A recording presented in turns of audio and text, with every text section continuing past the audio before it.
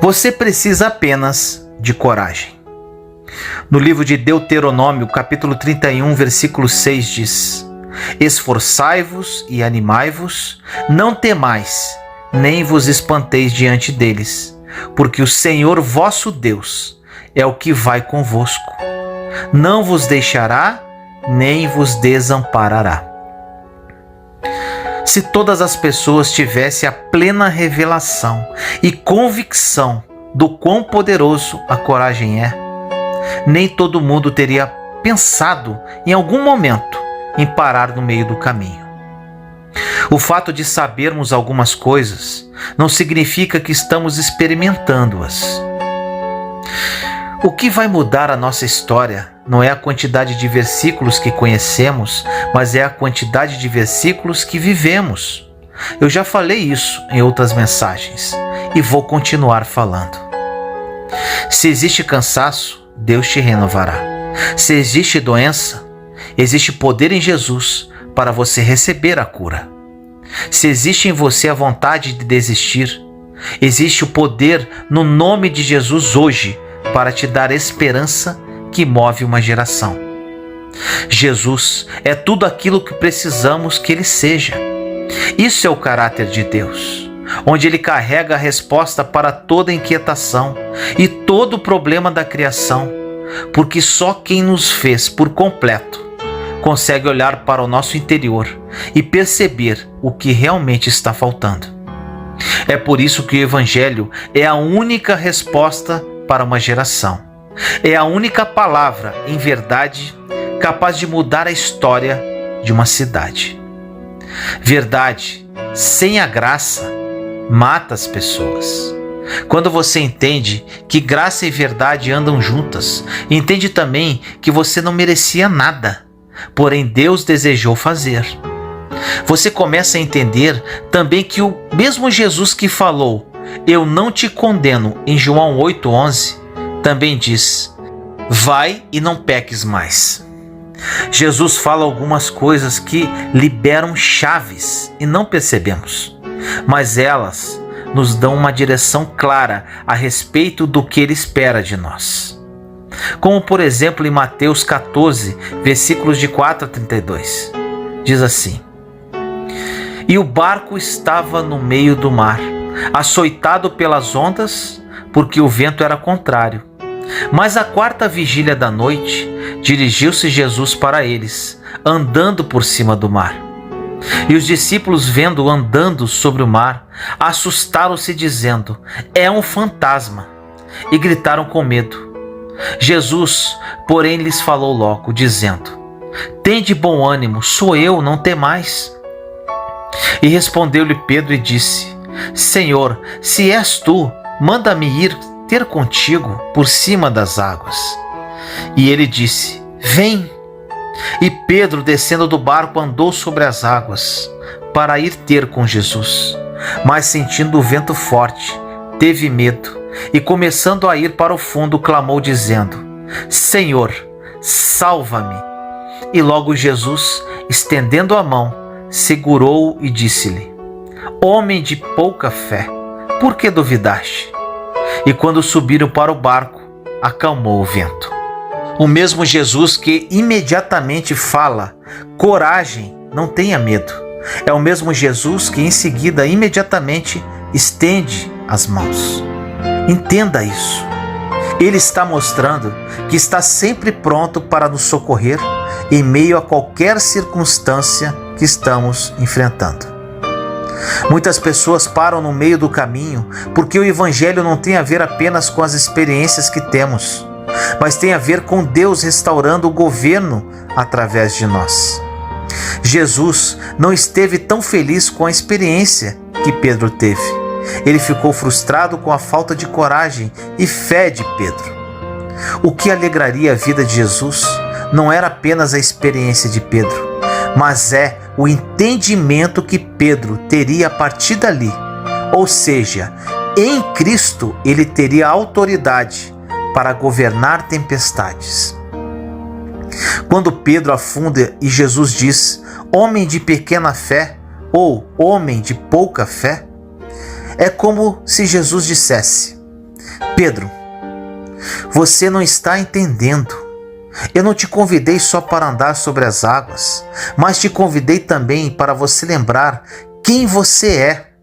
Eu te lembrei de algo que desde o princípio Deus estipulou sobre a criação, que é governo sobre toda tempestade, criação, circunstância, medo. Quando Pedro afundou, é como se acontecesse basicamente assim: ele tirando Jesus do governo e colocando o medo nesse lugar.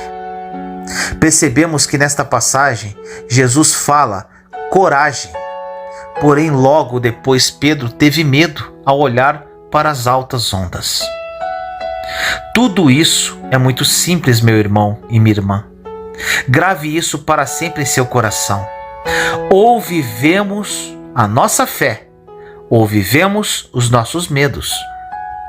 Tem momentos que o medo vai falar para você: não dá mais, você não vai conseguir, esse negócio não vai dar certo, a tua vida não vai ser do jeito que você imaginou, esse casamento não vai ser restaurado, seus filhos não vão ter uma experiência com Deus. Mas entenda que toda palavra que vem sobre nós e gera em nós abatimento sempre vai ser uma palavra do inferno. Agora, toda palavra que vem sobre nós e gera em nós revestimento, autoridade, convicção e esperança, sempre é uma palavra que Deus sopra sobre nós. Você quer discernir que tipo de voz ouvir?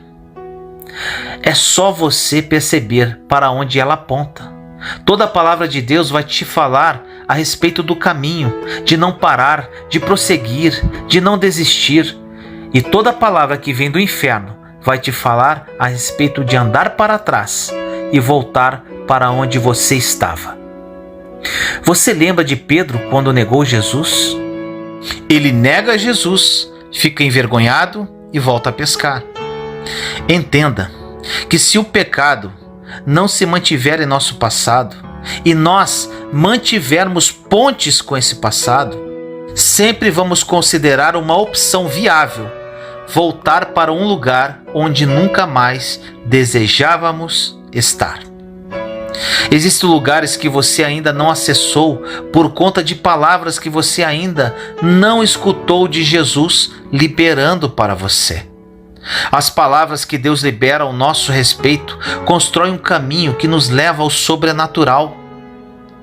Não era possível para você estar onde está hoje, mas em algum momento Deus liberou uma palavra que encontrou espaço no seu coração, e isso construiu um caminho para trazer onde você está hoje. Palavras têm poder para liberar destinos, quebrar cadeias, mudar histórias, gerar milagres. Palavras não são só palavras. Tem filhos sofrendo problemas de identidade por conta de palavras que ouviram durante toda a sua infância. Palavras como: esse menino não vale nada, esse menino é uma peste, eu não sei o que vai ser dele, ele é complicado demais. E sem perceber, vamos criando realidades e nos assustamos quando essa realidade toma forma e bate na nossa porta. Comece a liberar palavras em direção ao seu destino. Existe sobre nós um encargo profético para declarar o que vai acontecer. O problema é que quando não lembramos disso, começamos a viver no automático e não percebemos o que já está acontecendo. Quem se antecipa, governa. Estamos no início de um ano novo. Então, não espere os primeiros dias do ano passar e comece a declarar agora o que 2020 vai ser para você e para a sua casa. Em toda semana que ainda não começou, existe em você autoridade para declarar o que ela vai se tornar. Então declare: em 2019 foi incrível, mas não se compara com aquilo que Deus preparou para mim em 2020. Porque aquele que me prometeu é fiel para cumprir. Ele não é homem para mentir, ele não é filho do homem para que se arrependa. Vai ser um ano de milagres, curas, de mover o sobrenatural, ano de expansão, ano que pessoas serão tocadas como nunca antes visto. Será o ano que Deus vai renovar o fogo sobre o altar daqueles que queimavam e não queimam mais, daqueles que sonhavam e não sonham mais. Portanto, quando eu declaro aquilo que ainda não aconteceu, os meus olhos podem ver, porque o que eu disser sem ver, os meus olhos verão. A dinâmica é diferente no reino de Deus. É tratar as coisas que não são como se já fossem. Isso é fé. Se você não conseguir voar, corra. Se você não conseguir correr, ande. Se você não conseguir andar, se mova, mas não permaneça no mesmo lugar que você está. Aquilo que tem tentado paralisar você não é algo que vem para cooperar na construção do teu destino. Você é o único responsável por receber aquilo que Deus te deu como herança e começar a construir a sua história. A culpa não é de ninguém. A culpa é de nós não acessarmos aquilo que Deus já liberou sobre nós. Nós cremos que em Deus tudo aquilo que precisamos já foi suprido. Em Deus existe cura para os enfermos, liberdade aos cativos. Então Jesus nos pergunta igual perguntou a Pedro: homens de pequena fé, por que vocês ainda duvidam? Eu já liberei a palavra, preparei o caminho, construí o destino para vocês. Apenas caminhem na direção que eu te chamei para caminhar. Meu irmão e minha irmã, é tempo de se mover. Durante muito tempo nos entretemos com o movimento, mas movimento sem destino é entretenimento. Escute isso. Por que Jesus é sua esperança? Eu respondo: porque quando eu não tinha mais esperança, ele continuou lá. Existe uma história assim. Um homem caminhando começa a questionar a Deus e diz: aonde você estava quando eu mais precisei? Nos momentos bons eu vi as suas pegadas ao lado das minhas. Nos momentos de felicidade eu vi as suas pegadas ao lado das minhas. Só que no momento que eu mais precisei, as suas pegadas não estavam lá. E Deus responde: filho, as pegadas que você está vendo são as minhas.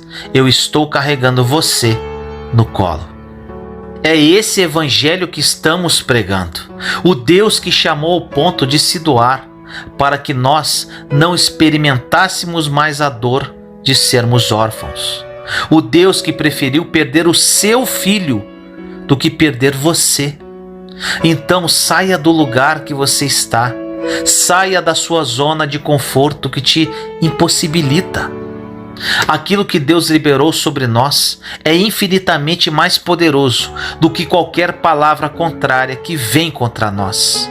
Nenhuma arma forjada contra nós prosperará, porque existe um Deus que nos guarda, nos esconde, nos protege, que luta por nós.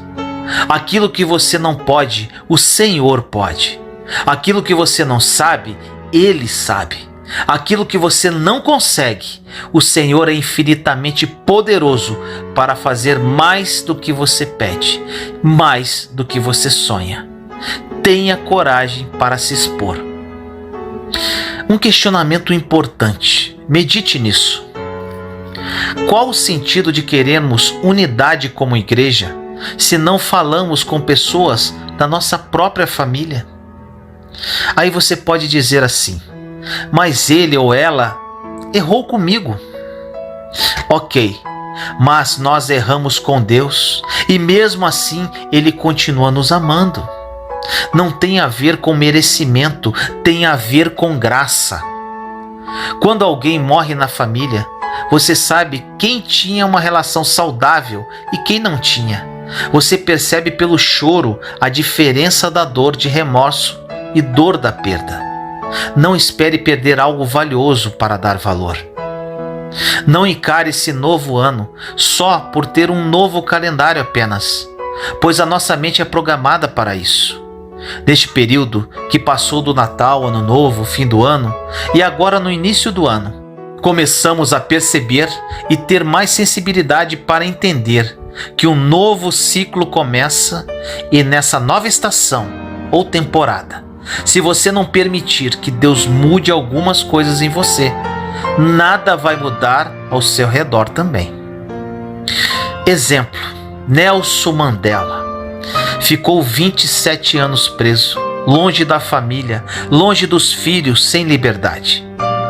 Quando ele sai de lá, os repórteres vão perguntar para ele como está o seu coração e se ele vai tentar se vingar de quem fez isso com ele. E Nelson sabiamente respondeu: quando eu saí em direção ao portão que me levaria à liberdade, eu sabia que se eu não deixasse a minha armadura e o meu ódio para trás, eu ainda estaria preso. Profundo isso, não é? Se você entrar em uma nova estação sem se libertar daquilo que um dia te aprisionou, você continua preso dentro de você mesmo. É tão bom entender que, se Jesus tirou de nós toda a carga, não tem sentido colocarmos sobre nós de novo. Ninguém disse que seria fácil, mas pode ser leve. Vulnerabilidade está diretamente associada à coragem, porque só alguém muito corajoso consegue se despir e tirar as máscaras que usava durante tanto tempo. Precisamos de coragem para nos expor, seja emocionalmente ou circunstancialmente. Existem momentos em que, se você não se dispuser a riscos, você não vai viver milagres. O problema é que sempre queremos estar em uma zona de segurança, querendo viver o sobrenatural. E Deus nos fala que só vamos viver o sobrenatural quando sairmos do barco e andarmos sobre as águas, porque Ele está no meio da tempestade. Não há problema se existe caos quando entendemos que Deus está no meio dele. Não há problema se existe deserto quando eu entendo que Deus está no meio do deserto. É o Deus que faz no meio de um deserto brotar vales. É o Deus que faz alguém que está em crise pegar essa crise e se transformar em um testemunho. Deus continua mudando histórias. Já parou para pensar qual é o propósito de Jesus chegar para pessoas doentes e perguntar: o que você quer que eu faça? Mas só quando a pessoa confessa que quer ser curada que Jesus libera. Então vá, porque a sua fé te curou. Eu sou o caminho, mas a sua fé que acessa milagre. Quantas vezes uma palavra contrária nos afeta muito mais do que uma promessa que Deus nos dá? Uma palavra, fofoca, crise, mensagem, carta, um problema, notícia, um diagnóstico médico. Pegamos tudo aquilo que vivemos com Deus e colocamos de lado, como se aquele problema definisse a nossa história. A sua crise, os seus problemas não te definem, porque Jesus já definiu você. Você é amado em Cristo, é justificado, santificado, curado, renovado, cheio, revestido. Jesus quer nos abraçar no meio da nossa bagunça. Nós vemos na Bíblia Jesus abraçando e dando uma nova direção aos pecadores e não os confrontando.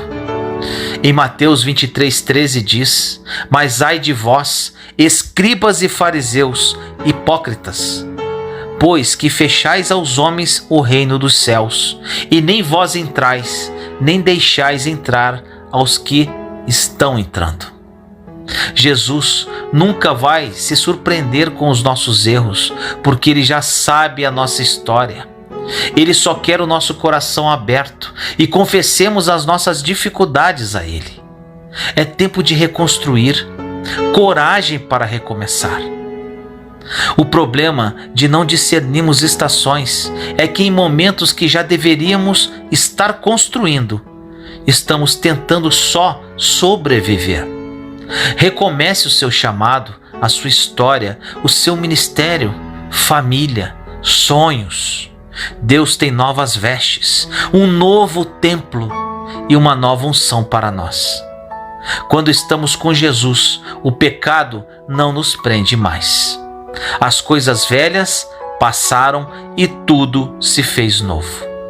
Em Romanos 8:1 diz: portanto, agora nenhuma condenação há para os que estão em Cristo Jesus, que não andam segundo a carne, mas segundo o Espírito. Nós falamos muito de novos começos, porque servimos a um Deus de novos começos.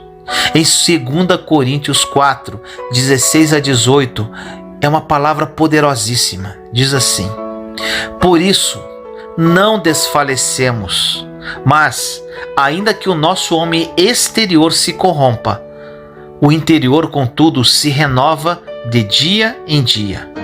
Porque em nossa leve e momentânea tribulação produz para nós um peso eterno de glória muito excelente, não atentando nós nas coisas que se veem, mas nas que não se veem, porque as que se veem são temporais e as que não se veem são eternas. Saiba que nunca é tarde demais e que você nunca vai carregar um pecado que seja mais poderoso do que o poder que o sangue de Jesus tem para te livrar. Tenha coragem e prossiga.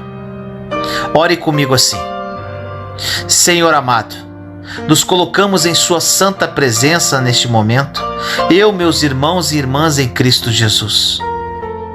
Pai querido, coragem, é isso que precisamos. Coragem para acreditar que suas promessas estão à nossa disposição e que para liberá-las dependemos exclusivamente de nossa fé. Coragem para deixar o passado definitivamente enterrado e viver o novo que nos espera em Cristo. Coragem para deixar o pecado e viver uma vida em santidade. Coragem de assumir a nossa identidade de verdadeiros filhos teus. Coragem para viver a vida em abundância que seu Filho muito amado morreu para que vivêssemos. Coragem para recomeçar, para construir uma nova história e para viver o seu plano bom, perfeito e agradável. Ajude-nos, Pai, a viver conforme a tua vontade e a entender que sem coragem morreremos no deserto. Assim nós oramos, em nome do nosso Senhor Jesus Cristo. Amém. Você ouve a voz de Deus? Como ser sensível à voz de Deus? No livro de João, capítulo 5, versículos 24 e 25 diz: eu asseguro, quem ouve a minha palavra e crê naquele que me enviou, tem a vida eterna e não será condenado, mas já passou da morte para a vida. Eu afirmo que está chegando a hora, e já chegou, em que os mortos ouvirão a voz do Filho de Deus, e aqueles que a ouvirem viverão. Você já se perguntou: como ouvir a voz de Deus e saber se Ele fala comigo? Acredito que essa seja a principal dúvida dos cristãos. E por isso essa mensagem vai ajudá-lo a ter uma vida de comunhão com Deus e principalmente equilibrada. Muitas pessoas questionam que nunca sabem se Deus realmente está falando com elas. Com isso ficam confusas e nunca têm coragem de tomar uma decisão. Ao mesmo tempo, existe um grupo de pessoas que ouve até demais. Eles falam: Deus me disse para fazer isso e aquilo. Porém, um tempo depois, os vemos fazendo algo que contraria aquela direção de Deus. Com isso, fica difícil acreditar que Deus realmente deu alguma direção a essas pessoas.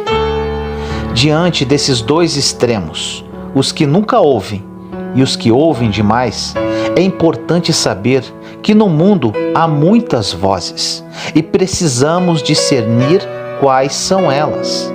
Veja o que a palavra de Deus diz em 1 Coríntios 14, versículos 10 e 11. Sem dúvida, há diversos idiomas, vozes no mundo. Todavia, nenhum deles é sem sentido. Portanto, se eu não entender o significado do que alguém está falando, serei estrangeiro para quem fala, e ele estrangeiro para mim. Realmente, há muitas vozes no mundo, incluindo a minha e a sua. Os cientistas dizem que falamos em pensamento com nós mesmos, mais de 120 palavras por minuto. Além disso, temos outras vozes que afetam diretamente a nossa vida: o celular, a televisão, filmes, pessoas, pastores, demônios, etc. E no meio de todas essas vozes está a voz de Deus. Agora preste atenção no versículo 33 de 1 Coríntios 14. Diz assim: pois Deus não é Deus de confusão, mas de paz. É interessante observarmos que hoje a maioria das pessoas estão confusas e não tem paz. O mundo está confuso, cristãos estão confusos e até mesmo os líderes estão confusos. Essa é uma característica do nosso tempo. Mas por quê? É que atualmente absorvemos mais informação em um mês do que nossos bisavós em todas as suas vidas. Por exemplo, se acontece uma guerra, nós sabemos. Se há terremotos, descobertas científicas, nós sabemos. Antigamente, essas mesmas coisas ocorriam, mas ninguém sabia. Ou seja, há muitas vozes falando conosco o tempo todo. E como conseguiremos ser bem-sucedidos, criar nossos filhos, descobrir o nosso chamado, sem ouvir a voz de Deus? Veja essa experiência que Elias teve com Deus em 1 Reis 19, versículos 11 a 13. O Senhor lhe disse: saia e fique no monte na presença do Senhor, pois o Senhor vai passar. Então veio um vento fortíssimo, que separou os montes e esmigalhou as rochas diante do Senhor. Mas o Senhor não estava no vento. Depois do vento houve um terremoto, mas o Senhor não estava no terremoto. Depois do terremoto houve um fogo, mas o Senhor não estava nele. E depois do fogo houve o murmúrio de uma brisa suave. Quando Elias ouviu, puxou a capa para cobrir o rosto, saiu e ficou à entrada da caverna. E uma voz lhe perguntou: o que você está fazendo aqui, Elias? Sabemos que Elias foi um grande homem de Deus. No entanto, aqui o vemos fugindo, pois estava confuso, frustrado, desencorajado e com medo. Ninguém está isento disso, nem mesmo uma pessoa íntima de Deus. Então o Senhor o chamou para fora e veio um vendaval, terremoto e fogo, mas ele não estava em nada disso. Agora imagine Elias naquele ambiente destruidor. Toda aquela situação estava demonstrando o interior dele, cheio de turbulência. Mas depois de todo aquele barulho, tudo se acalmou e Deus veio como uma brisa suave. Quando Elias encontrou a paz no seu espírito, ele escutou a voz de Deus. Esse texto nos ensina algo muito importante. Deus não compete com a confusão e é impossível escutar a voz dele se estivermos agitados em nosso interior. Diante disso, vamos falar sobre diversas maneiras que você pode ouvir a voz de Deus. Primeiramente, a voz audível. No livro de João 12, versículos 27 a 30 diz: agora meu coração está perturbado. E o que direi? Pai, salva-me desta hora. Não, eu vim exatamente para isso, para esta hora. Pai, glorifica o teu nome. Então veio uma voz do céu: eu já o glorifiquei e o glorificarei novamente. A multidão que ali estava e a ouviu, diz que tinha trovejado. Outros disseram que um anjo lhe tinha falado. Jesus disse: esta voz veio por causa de vocês, não por minha causa. Perceba aqui que todos escutaram, mas somente Jesus reconheceu. Alguns acharam que tinha sido um trovão e outros pensaram que um anjo tinha falado com eles. Essa maneira de Deus falar acontece somente em casos muito específicos. A segunda forma de ouvir a voz de Deus é através do Espírito Santo. No livro de Atos, capítulo 8, versículo 29 diz: e o Espírito disse a Filipe: aproxime-se dessa carruagem e acompanhe-a. Essa é a maneira mais comum que Deus usa para se comunicar conosco. Ele fala em nosso espírito e muitas vezes podemos pensar que seja apenas um pensamento, uma coisa da nossa cabeça. Por isso é importante estarmos em comunhão com Deus, para discernirmos se essa voz em nosso interior vem do Espírito Santo. A terceira forma que podemos ouvir a voz de Deus é através dos sonhos. No livro de Mateus, capítulo 1, versículo 20 diz: mas, depois de ter pensado nisso, apareceu-lhe um anjo do Senhor em sonho e disse: José, filho de Davi, não tema receber Maria como sua esposa, pois o que nela foi gerado procede do Espírito Santo. Deus falou com José através de um sonho, mas não vá ao extremo dizendo que todo sonho é de Deus. Isso é perigoso, porque não somos guiados por sonhos, mas pelo Espírito Santo. A outra forma de ouvir a voz de Deus é através de profetas.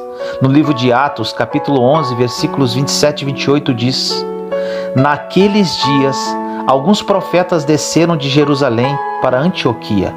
Um deles, Ágabo, levantou-se e pelo Espírito predisse que uma grande fome sobreviria a todo o mundo romano, o que aconteceu durante o reinado de Cláudio. Deus ainda usa os profetas, mas temos um grande problema aqui. Existem diversos cristãos que correm atrás de profetas e querem ser guiados por eles em tudo.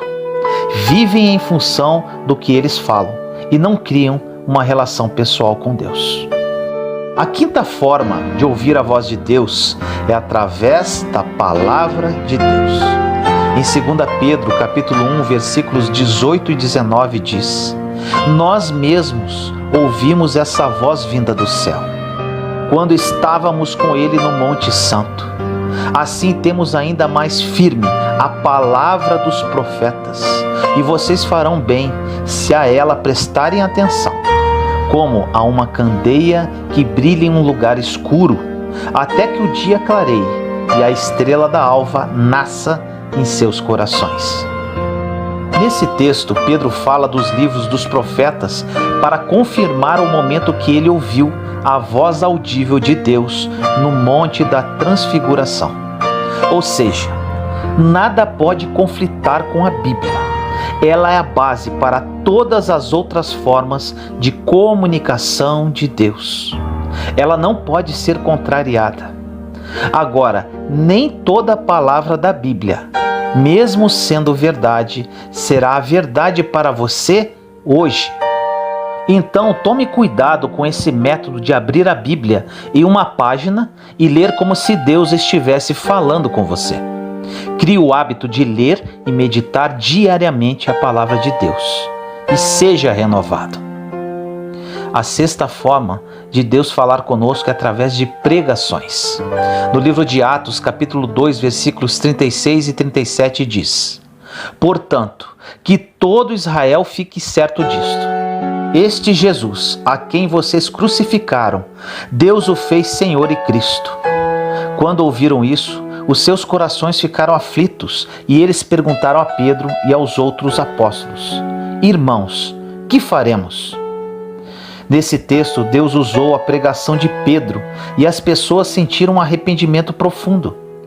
Alguns são extremos por pensar que essa é a única forma de Deus falar. Outros são mais radicais ainda por pensar que Deus só pode falar com eles através dos pastores, pregadores, padres ou missionários. A sétima forma que Deus fala conosco é através de um evento sobrenatural. No livro de Atos, capítulo 7, versículos 31 e 32 diz: Vindo aquilo, ficou atônito, e aproximando-se para observar, ouviu a voz do Senhor: Eu sou o Deus dos seus antepassados, o Deus de Abraão, o Deus de Isaque e o Deus de Jacó. Moisés, tremendo de medo, não ousava olhar. Aqui lemos a respeito de Moisés e a sarça. Assim que ele foi examinar aquele evento, Deus falou com ele. Por isso, fique atento ao sobrenatural. Se você perceber que Deus está agindo, use a sua fé e peça para Ele falar com você. A oitava forma que Deus pode falar conosco é através dos anjos. No livro de Atos, capítulo 5, versículos 19 e 20 diz: Mas durante a noite, um anjo do Senhor abriu as portas do cárcere, levou-os para fora e disse: Dirijam-se ao templo e relatem ao povo toda a mensagem desta vida. Há muitas experiências assim hoje, porém existe um extremo de pessoas que veem anjos em todos os lugares, quando na verdade elas se baseiam apenas em sentimentos e não em experiências reais. A nona forma de Deus falar conosco é o inesperado.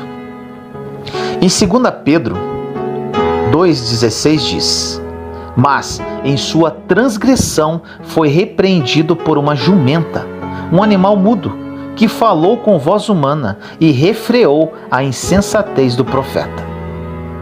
Isso significa dizer que Deus fala como quer e de um modo que muitas vezes não esperamos. Ele pode usar filmes, músicas, livros, pessoas até que não servem a Deus, entre outras. Não há limites para Deus. Mas talvez você se pergunte: como eu posso saber se a voz vem de Deus ou não? Saiba que quando Deus quer falar com você, Ele quer que você esteja confiante. Então, Ele usará mais de uma maneira para fazer isso, ou confirmará o que disse anteriormente. Por exemplo, se Deus falou com você através de um sonho, pode ser que Ele envie um profeta para confirmar o sonho. Talvez isso demore dias, meses ou até anos. Não importa. Ele quer que a sua fé aumente para que sejam cumpridos os propósitos dele através da sua vida. Se há confusão, não é Deus. Ele não brinca com você dizendo: vai para lá e depois vem para cá. Para ouvirmos a voz de Deus, precisamos criar intimidade com Ele. Deus fala conosco, porém, devido à correria em nosso dia a dia e principalmente da nossa mente atribulada, não criamos sensibilidade para ouvi-lo devidamente. Precisamos limpar toda a sujeira entranhada em nossa mente, renovando-a à luz da palavra de Deus, e com isso, ter ouvidos para ouvir as maravilhas que Ele tem para nos dizer. Ore comigo assim: Senhor amado, nos colocamos em Sua santa presença neste momento, eu, meus irmãos e irmãs em Cristo Jesus. Pai, no dia de hoje peço a Ti que ilumine mente e corações. Muitos de Seus filhos e filhas que oram comigo neste momento desejam ouvir a Sua voz. Ainda, outros acham que estão ouvindo-a, porém estão ouvindo aos seus próprios sentimentos. Senhor, que eles criem a consciência que para adquirir essa sensibilidade, precisam criar intimidade contigo. Ilumina-os neste momento, Pai, através da Sua graça e misericórdia, que a partir de hoje, suas vidas sejam transformadas e que a sede de Ti aumente para que eles o busquem com todas as forças e entendimento. Assim nós oramos, em nome do nosso Senhor Jesus Cristo. Amém.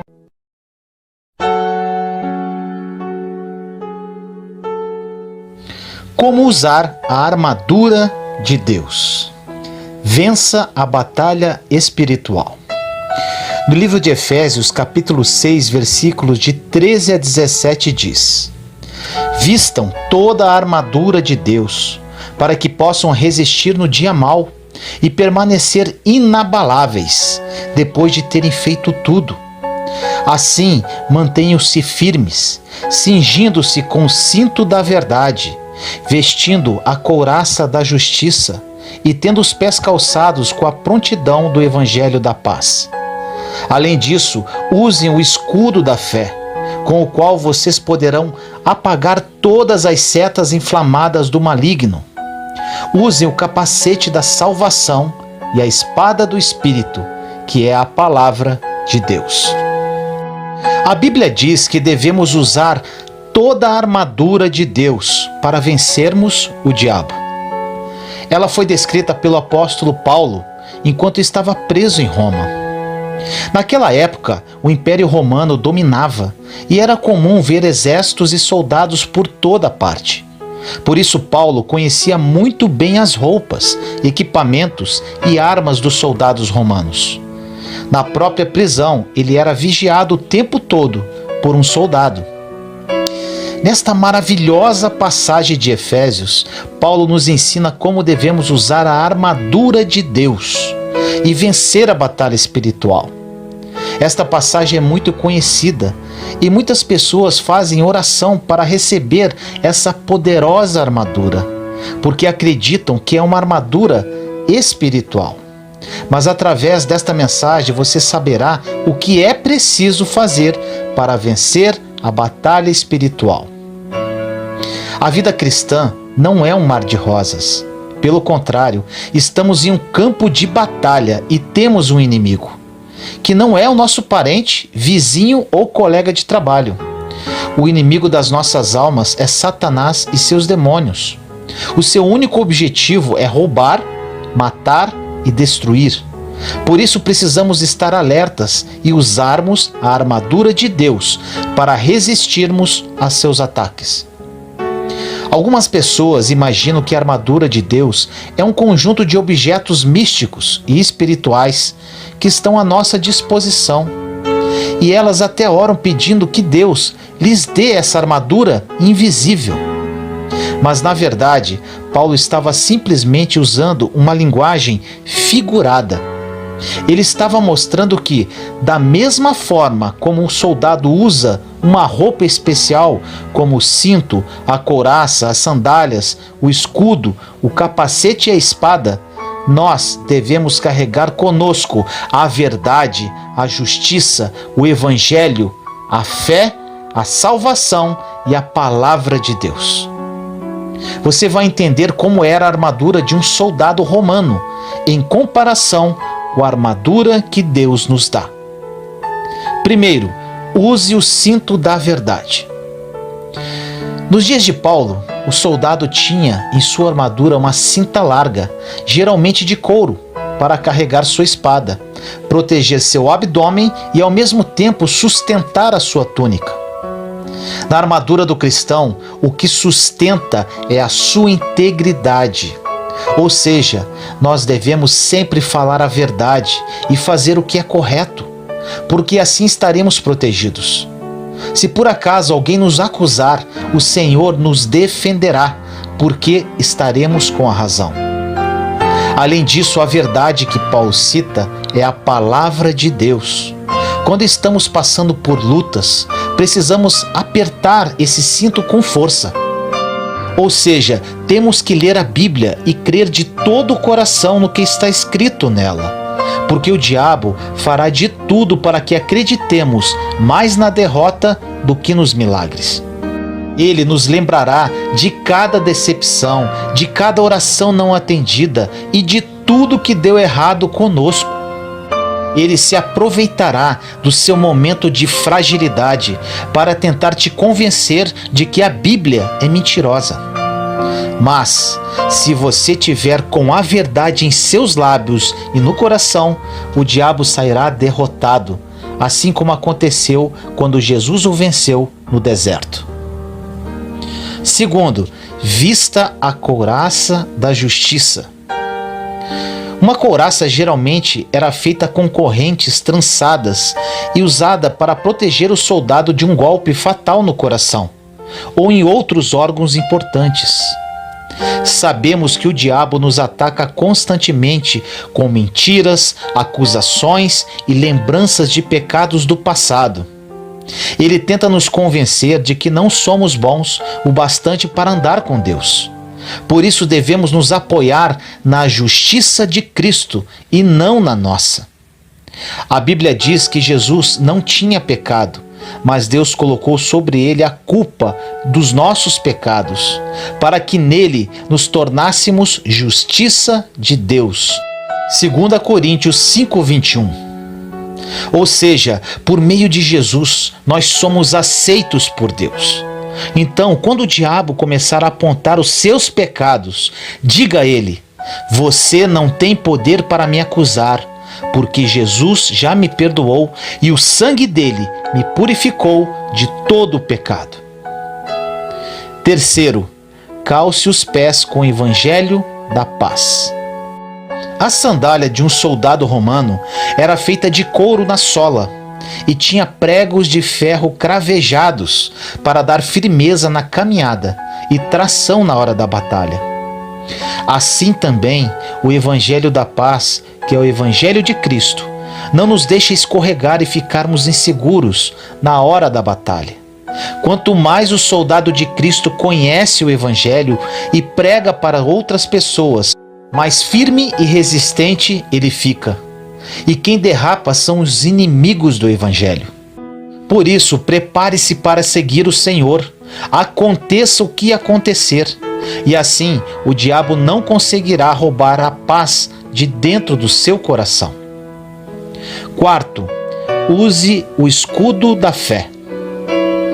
O escudo do soldado romano era feito de madeira coberta com couro. Na época, os soldados mergulhavam as flechas no óleo, depois acendiam e atiravam no inimigo. Por isso, esses escudos eram muito importantes para proteger o soldado. Da mesma forma, Satanás lançará flechas inflamadas em você. Ele colocará dúvidas na sua mente em relação à fidelidade de Deus e à sua palavra. E ele sabe que uma faísca pode causar um grande incêndio e destruir tudo. Por isso, você deve alimentar a sua fé e rejeitar todo pensamento de incredulidade. Quinto, use o capacete da salvação. Um soldado usava o capacete para proteger a cabeça, porque se a cabeça fosse ferida, ele não conseguiria pensar e poderia até morrer, pois a cabeça é que comanda o corpo. Da mesma forma, todo cristão precisa proteger os seus pensamentos contra as doutrinas falsas que o afastam da salvação em Jesus Cristo. Quando você tem a esperança correta acerca do Evangelho, você não se apoia em sua própria justiça, nem se deixa influenciar pelas acusações do diabo. Você sabe que é salvo pela fé, por meio da graça de Deus e não pelas suas obras. Segundo Efésios, capítulo 2, versículos 8 e 9. Sexto, use a espada do Espírito. Enquanto o restante da armadura são armas de defesa, a espada é uma arma de ataque. Na nossa vida cristã, a espada é a palavra de Deus, que devemos usar para resistir a Satanás. Em Tiago, capítulo 4, versículo 7, diz que devemos nos submeter a Deus e resistir ao diabo, e ele fugirá de nós. Por isso não recue, nem tenha medo, porque o inimigo sabe que Jesus já o derrotou. O Senhor venceu todas as tentações e pagou a dívida do seu pecado na cruz, para que você hoje tenha autoridade sobre o inimigo. Basta confessar a palavra de Deus com fé. Essas são as 6 peças da armadura de Deus. E quando Paulo termina de citá-las, ele diz que devemos orar em todas as ocasiões, porque a oração é que nos capacita a perseverar e vencer a batalha espiritual. Ore comigo assim: Senhor, revisto-me com sua armadura, ou seja, com o cinto, a couraça, as sandálias, o escudo, o capacete e a espada, que representam a verdade, a justiça, o evangelho, a fé, a salvação e a palavra de Deus. Entendo que vivo em uma guerra espiritual e nosso inimigo, apesar de ser astuto, é um derrotado. Ele foi derrotado quando Jesus morreu por mim na cruz, levando todos os meus pecados e todas as minhas dores. Revestido dessas armas, Pai, estou preparado para qualquer batalha, que já considero ganha. Submeto-me a Ti e caminho segundo a Tua vontade. Assim eu oro em nome do nosso Senhor Jesus Cristo. Amém.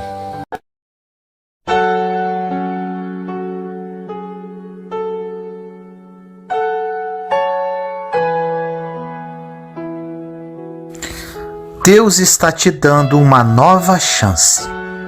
Recomece. No livro de Isaías, capítulo 43, versículos 18 e 19 diz: Esqueçam o que se foi, não vivam no passado.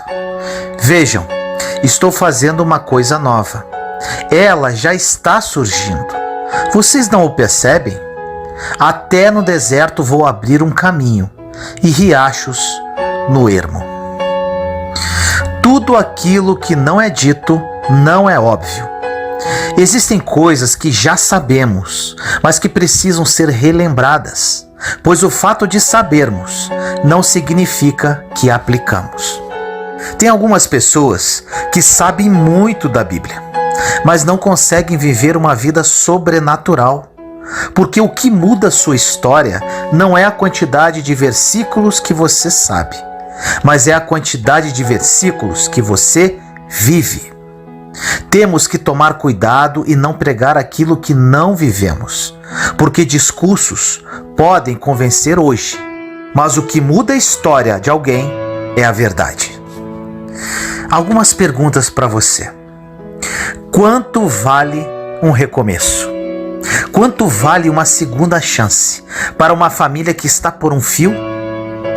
Para um casamento que está à beira do divórcio? Para um empresário que está à porta da falência? O Evangelho é a boa nova, ou seja, aqueles que eram escravos não são mais, pois em Cristo são filhos. Aqueles que eram cativos pelo pecado, em Cristo agora são libertos. Aqueles que eram cativos pelas doenças, em Cristo podem experimentar a cura. A grande verdade é que nem sempre entendemos que tudo isso já foi liberado para nós. Estamos à espera que algo aconteça. Mas eu vou te lembrar algo primordial. Aquilo que precisava acontecer já aconteceu há mais de 2000 anos atrás. Jesus, de braços abertos na cruz, declarou: está consumado. E agora mesmo, ele pergunta para você: quanto vale o novo começo? Quanto vale voltar a sonhar? Quanto vale voltar a dormir? Tem coisas que só valorizamos depois de chegar ao ponto de quase perdermos. Por exemplo, uma pessoa que está em um leito de hospital e com uma vontade louca de voltar para casa e fazer a mesma coisa simples que fazia, como tomar um café ou sair com os filhos. O mais importante quando isso acontece é a pessoa ter o entendimento de que aquela é a sua segunda chance. Começar de novo, fazendo as coisas simples que fazia, porém com um novo olhar. Alguns momentos em nossa vida são como marcos históricos e precisamos de tempo em tempo acessar esses momentos. Não é para ser nostálgico, é ter memória, porque quem tem memoriais de gratidão consegue lembrar aonde estava e o que Deus fez. Consegue lembrar aonde estava e que Deus o curou. Não coloque um ponto final onde o autor da vida continue escrevendo. Pessoas podem dizer que você não vai conseguir se reerguer, que o seu casamento não vai conseguir ser restaurado. Mas entenda que às vezes queremos saber o final da história de pessoas que nem sabem a respeito da sua própria história. Só quem sabe o final da história pode dizer para nós quando ela termina. Uma das coisas que mais tem roubado de nós a celebração por aquilo que Deus já fez é ficarmos sempre ansiosos com aquilo que ainda Ele pode fazer. Com isso, estamos sempre preocupados com aquilo que vai acontecer, a estação que ainda vai surgir. Mas entenda, já está acontecendo. Você já está vivendo algo que em algum momento parecia impossível viver. Ingratidão gera esterilidade. Se você parar para pensar em pessoas que são amargas, poderá perceber que elas são movidas por ingratidão e por isso nunca conseguem frutificar algo novo. Porque um solo que não tem gratidão não tem as vitaminas necessárias para frutificar. A gratidão é você reconhecer o que Deus fez no passado. Então você está pronto para receber o que Deus quer fazer no seu futuro. Quando Adão chega ao Éden, tudo já está estabelecido, pois Deus estabelece um ambiente antes de colocar o homem, porque Ele sempre prepara o que precisamos antes de nos colocar nessa nova estação. E quando Adão chegou lá, ele não plantou uma árvore sequer, mas todas elas estavam disponíveis para ele. Assim Deus estabeleceu um princípio. Preste atenção nisso. Quando você está com Ele, quando a sua dependência está nele, quando você está vivendo no ambiente que Ele gerou para você, primeiro você colhe do que Deus já preparou e depois você replanta. Agora, essa dinâmica muda depois que o homem cai, pois agora você vai ter que colher do suor do seu trabalho. E Deus estabelece uma nova dinâmica. Se você não plantar, não vai ter o que colher. A grande questão é que em Cristo, as realidades que o pecado roubou de nós foram restabelecidas. O problema de vivermos debaixo de uma nova aliança sem termos consciência dela é que podemos estar em um tempo em que Deus está se movendo de uma forma nova e estamos tentando funcionar de uma forma antiga. Como, por exemplo, ainda estamos tentando fazer por merecer aquilo que jamais mereceríamos. Ainda estamos trabalhando demais e deixando a família de lado, sendo que quem mantém a nossa casa é Deus. Quando entendemos isso, descansamos na certeza de que primeiro Deus abençoou para depois você plantar. Sem perceber, negociamos aquilo que é inegociável. Acabamos colocando preço naquilo que não tem preço. A graça não tem a ver com esforço para receber. A graça tem a ver com o favor de Deus, porque já recebemos. Isso se aplica na vida de uma maneira simples. É como entender que Ele é a nossa segurança, confiança, esperança, província. E se não fosse por Ele, não estaríamos de pé. A Bíblia diz que Ele é quem faz em nós e gera em nosso interior tanto o querer quanto o efetuar. Até a porção de fé que temos em Deus, é Ele quem nos dá. Precisamos ter consciência de que existe esse lugar de descanso, de confiança. Só que quanto mais lembramos do que Deus já fez, mais convicção temos das próximas estações. Essa gratidão aumenta à medida de que lembramos onde estávamos e onde estamos agora. Só se vive uma vez. Só existe uma vida para viver. O que você está fazendo com a única vida que tem? Essa mensagem pode ser a nossa última. E nós não devemos viver a partir de um medo do que pode acontecer, mas sim viver a partir de um entendimento do que já está acontecendo. Devemos contemplar as coisas como se fosse a última vez. Quando tomamos posse disso, conseguimos degustar o que Deus está fazendo. Às vezes nos encontramos tão infelizes, pois estamos com um modo comparativo ativado em nossas vidas. Esse modo deve ser desligado para que o modo contemplativo tome o seu lugar.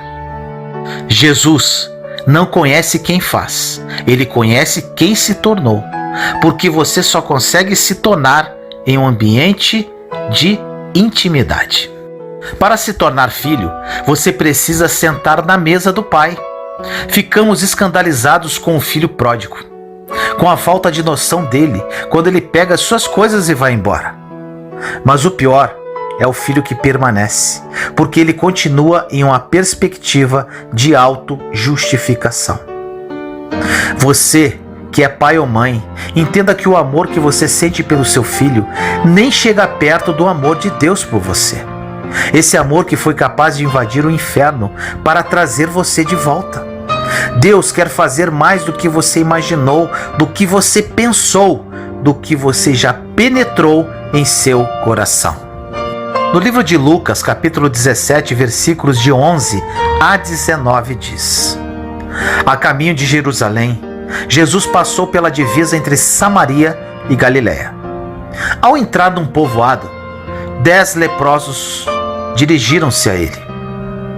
Ficaram a certa distância e gritaram em alta voz: Jesus, mestre, tem piedade de nós. Ao vê-los, ele disse: Vão mostrar-se aos sacerdotes. Enquanto eles iam, foram purificados. Um deles, quando viu que estava curado, voltou louvando a Deus em alta voz. Prostrou-se aos pés de Jesus e lhe agradeceu. Este era samaritano.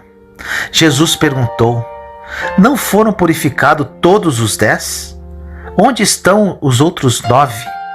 Não se achou nenhum que voltasse e desse louvor a Deus, a não ser este estrangeiro. Então ele lhe disse: Levante-se e vá, a sua fé o salvou. 10 homens tiveram um encontro com Jesus e foram curados, mas só um voltou para falar. O que aprendemos com essa história é que o fato de recebermos de Deus não significa que caminhamos com Ele, e caminhar com Ele não significa ter plena revelação do que Ele é. Não tem como caminhar ao lado de Deus sem usufruir plenamente de quem Ele é. Muitos estão em uma igreja e não vivem plenamente as promessas que Deus tem. Tudo aquilo que você já sonhou para você, para a sua casa, todo sonho que você tem, todo milagre que você espera, não se compara com aquilo que Deus ainda deseja fazer. Quando chegamos no limite da nossa imaginação, ainda não chegamos nem no início da imaginação de Deus. O que Deus nos deixa claro é que mesmo que se demorássemos toda a eternidade, não conseguiríamos acessar a riqueza de detalhes que Ele colocou em cada coisa que criou. Por mais que você possa desenhar o seu futuro, não se compara com os desenhos que Ele já fez para você. Como diz o pastor Tiago Brunet, às vezes nós desejamos coisas grandes, mas a nossa visão para enxergar o futuro em Deus é infantil. Não temos que tentar entender a complexidade do que Deus preparou para nós, pois você não foi chamado para entender, você foi chamado para usufruir. Então não se preocupe em como vai ser, confie em quem prometeu. Tem coisas que Deus vai fazer através de nós e em nós. que não vai fazer sentido, mas ele nos diz para não deixar o sentido limitar aquilo que Deus pode fazer. Ele não se move segundo a voz, segundo o natural. A essência dele se move a partir do sobrenatural. É quando o natural se rende ao sobrenatural que Deus se revela. O mesmo Jesus que chamou Lázaro para fora é aquele que reina sobre o mundo hoje. Você precisa de um renovo. Renovo significa galho novo que brota no topo de uma árvore recém-cortada e que dá origem a uma nova árvore. E essa nova árvore cresce mais forte. Quando Deus fala que tem para nós um renovo, quer dizer que por mais que algumas coisas tenham sido cortadas lá na sua base, Ele não precisa que você vá para outro lugar para fazer. Ele faz no mesmo lugar. Deus não precisa que mudemos coisas para que Ele faça. Existem pessoas que mudam de lugar, cidade, emprego, esposa e nada muda. Porque Deus não quer que você mude as circunstâncias externas. Ele quer transformar você por dentro. Não tem a ver com o lugar que você está, e sim em quem você tem se tornado. É exatamente no lugar onde você foi humilhado que Deus quer fazer o novo. Deus pega aquilo que parece loucura para os homens e renova com o poder dele. E aquilo que parece loucura para o mundo, para os que creem, é poder dele. Aquilo que um dia tentou paralisar a sua vida vai ser um novo começo. Creia e tome posse desta palavra. Deus tem um plano mais que perfeito para a sua vida e quer realizá-lo a partir de hoje. Apenas decida e comece de novo. Ore comigo assim: Senhor amado, nos colocamos em sua santa presença neste momento. Eu, meus irmãos e irmãs em Cristo Jesus. Pai querido, peço a Ti no dia de hoje um despertar nos corações de todas as pessoas que ouvirem esta mensagem, vindo diretamente do Seu trono de glória para seus filhos e filhas. Pai, muitos cativos presos ao passado, paralisados na vida, perdidos e sem saber por onde começar. Que o Seu Santo Espírito toque nesses corações aflitos, gerando em cada um deles o desejo de recomeçar, o desejo de experimentar um novo em Cristo Jesus, que já está disponível para todos nós. Que hoje a mudança aconteça, que hoje vidas sejam transformadas, que hoje haja um recomeço. Uma história começa hoje, Pai, uma história de amor, de superação e de fé. Consagro no Seu altar, Senhor, todas essas almas sedentas de Ti e prontas para recomeçar contigo. Assim eu oro, em nome do nosso Senhor Jesus Cristo. Amém.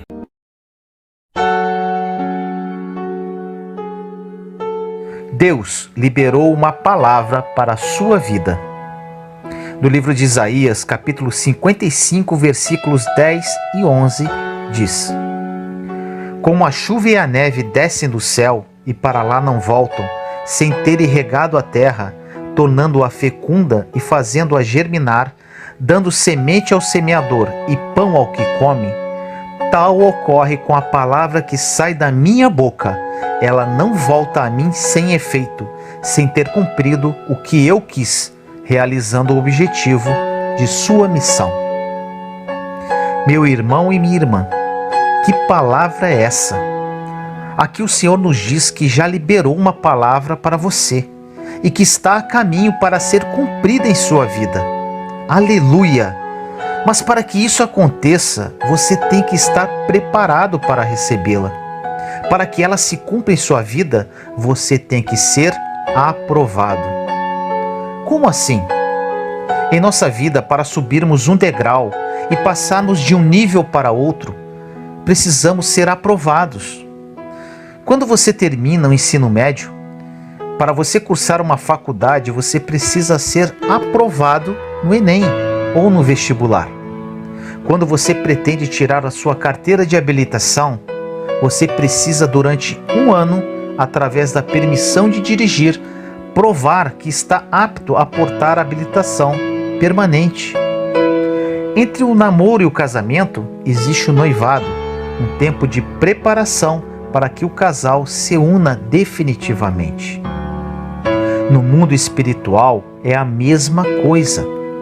O Senhor já liberou uma palavra ao seu favor, mas para isso você precisa se preparar e ser aprovado para recebê-la.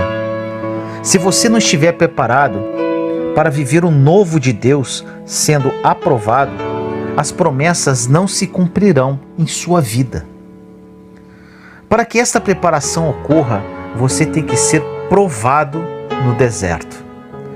Todos os profetas do Antigo Testamento, todos os discípulos e nosso Salvador Jesus Cristo foram postos à prova no deserto. E por que você não seria? Se você hoje está no deserto, dê glórias a Deus, porque está chegando algo muito bom em sua vida, o melhor de Deus, o plano bom, perfeito e agradável. O deserto não é ruim, por mais doloroso que seja. No deserto, temos a possibilidade de criar relacionamento e intimidade com o Senhor. É onde nosso caráter é moldado. No deserto, os milagres se realizam e sua fé é testada. Suporte. O Senhor estará com você nesse deserto.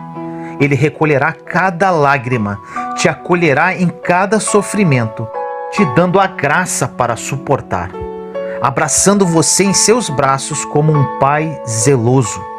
E quando você for aprovado, colherá frutos que você nunca ousou colher. Ore comigo assim: Senhor, na sua palavra diz que quando o Senhor libera uma palavra sobre a minha vida, ela não volta para ti, até que seja cumprida. Mas para isso tenho que estar preparado para recebê-la. Diz também que o seu plano é bom, perfeito e agradável. Rasgo meus planos para viver os seus. Entendo que para receber o melhor de ti, serei provado no deserto. Sei que será difícil e doloroso, mas também sei que a sua graça me basta e o seu amor me sustenta. Darei o melhor de mim, meu Pai, e escolho viver a sua vontade. Faça-se em mim segundo a tua palavra. Em nome do nosso Senhor Jesus Cristo. Amém.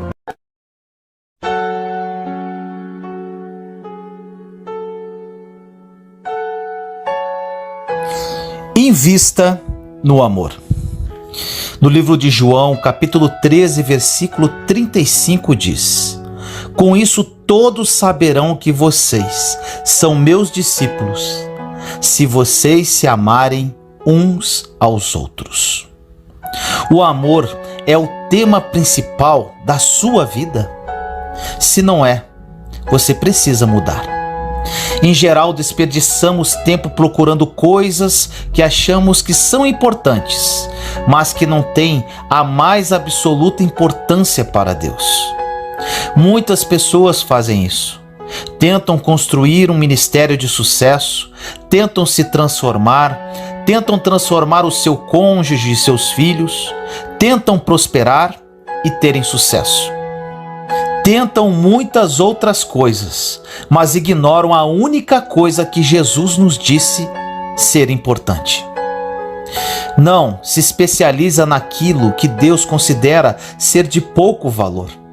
Em outras palavras, não desperdice o seu tempo e o seu esforço em coisas que não têm valor duradouro e que nada acrescentam ao reino de Deus.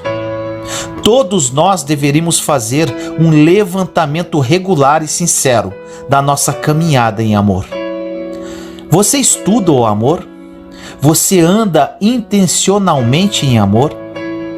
Você ao menos sabe o que é o amor? Ele certamente é mais do que teoria ou oratória. A Bíblia diz que o amor é visto no nosso comportamento de uns para com os outros. É pelo nosso amor que o mundo saberá que somos discípulos de Jesus, conforme diz a passagem no início da mensagem. O mundo não ficará impressionado com nenhuma outra coisa, senão em ver uma parceria sólida de amor entre cristãos. Isto os impressionará, porque é algo raramente visto e impossível de se manter sem a presença de Jesus Cristo. Falar é fácil, mas o mundo precisa ver ação. Deus é amor, então quando as pessoas veem o verdadeiro amor, elas veem Deus. O amor pode ser descrito de uma forma muito eloquente, mas acredito que o verdadeiro poder do amor é visto no modo como tratamos o nosso semelhante. Somos pacientes, gentis, humildes, prontos a acreditar no melhor em todo o tempo? Não nos sentimos facilmente provocados nem ofendidos? E estamos prontos a deixar os nossos direitos de lado pelos outros?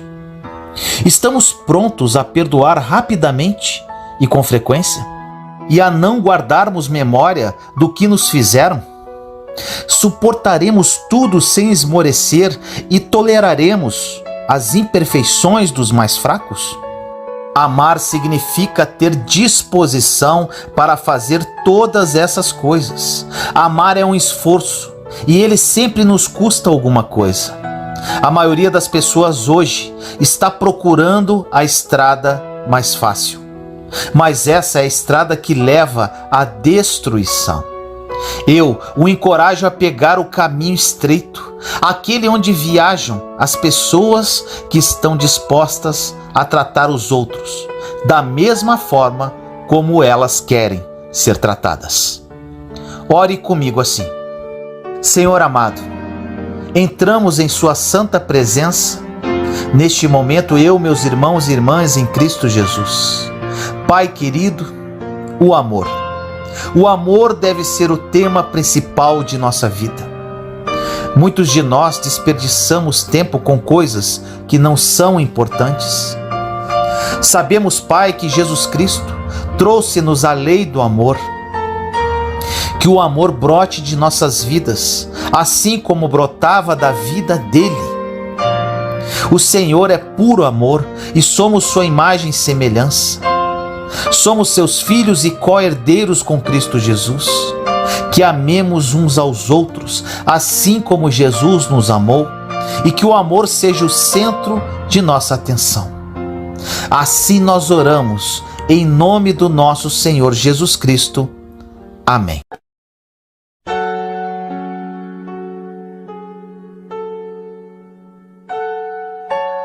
Seja constante. No livro de Salmos 119, 113 diz: Odeio os que são inconstantes, mas amo a tua lei. Inconstância significa instabilidade, infidelidade. Uma pessoa assim possui uma postura que gera insegurança e tristeza. A pessoa insegura e inconstante na fé anda por um solo instável e pode cair a qualquer momento. Ela crê por um período, depois não crê mais. Por momentos é fiel à palavra de Deus, em outros se entrega ao pecado. Dá as costas para a verdade e comporta-se como quem não tem nenhum compromisso com Deus. São pessoas indecisas e que não têm opiniões formadas sobre o bem e o mal.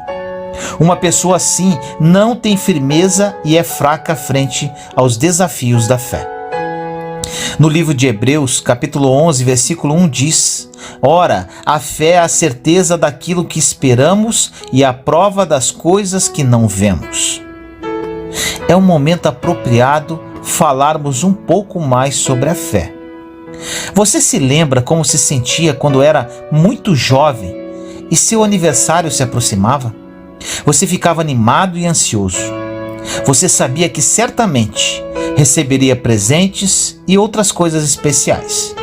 Mas algumas coisas seriam uma surpresa. Os aniversários combinam certeza e antecipação.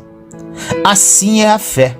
A fé é a convicção baseada na experiência passada de que novas surpresas de Deus serão seguramente nossas. O ponto inicial da fé é crer no caráter de Deus. Ele é quem diz ser. O ponto final é crer nas promessas de Deus. Ele fará o que diz. Quando cremos que Deus cumprirá as suas promessas, ainda que não as vejamos se materializando, demonstramos uma fé verdadeira. A fé exige constância.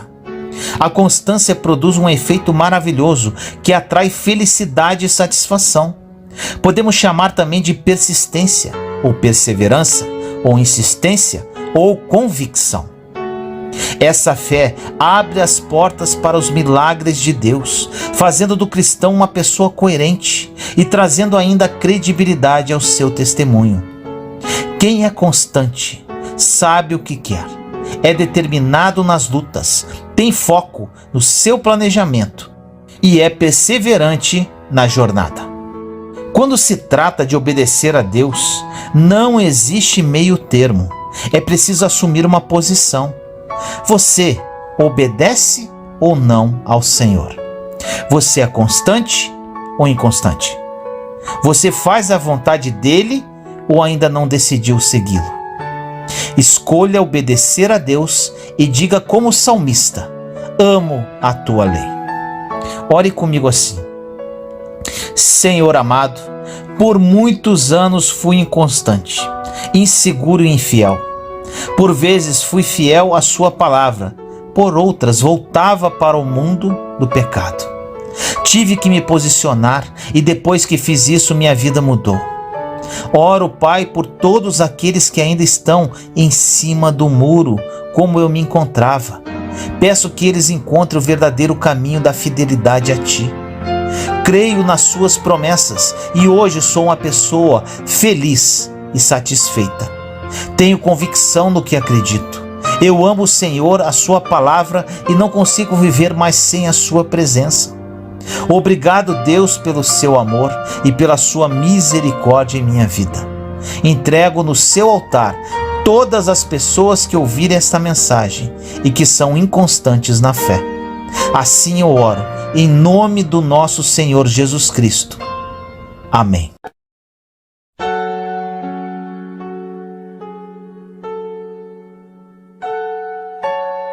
Exale a fragrância.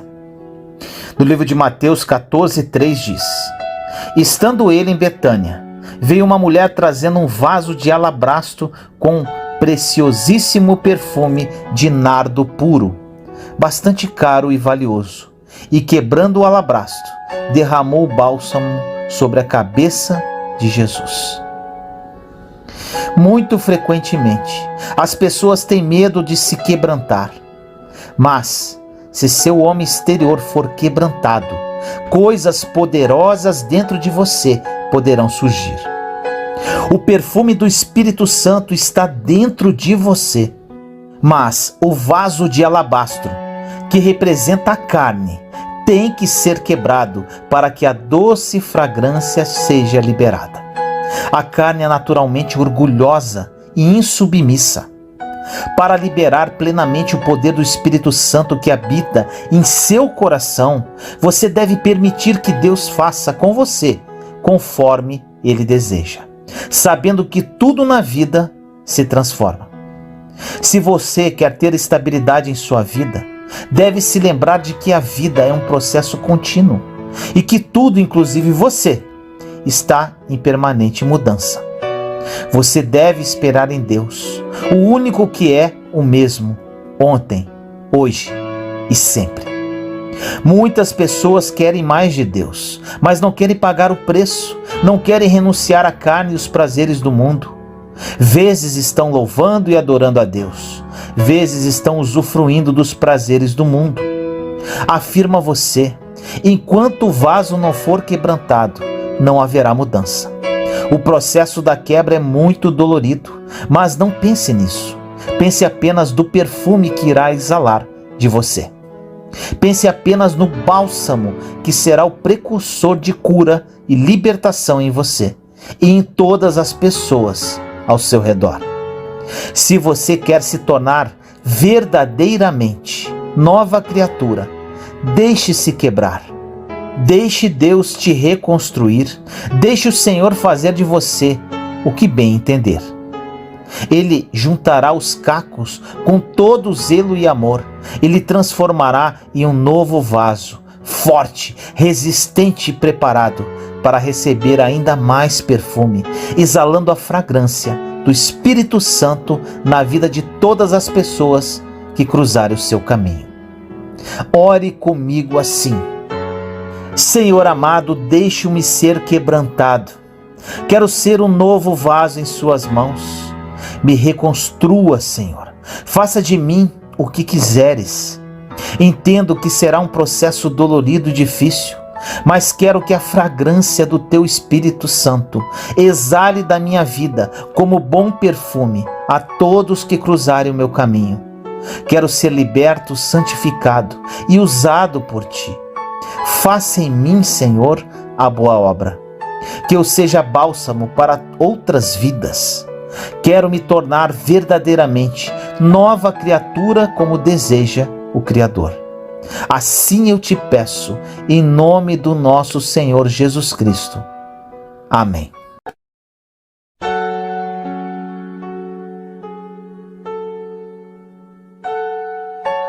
Lance fora as cinzas.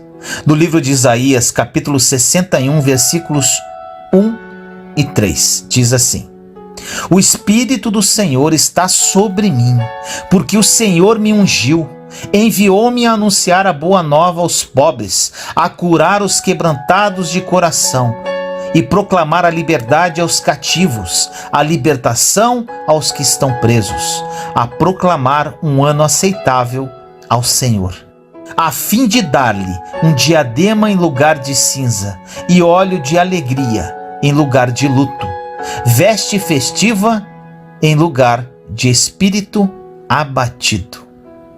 Que palavra poderosa!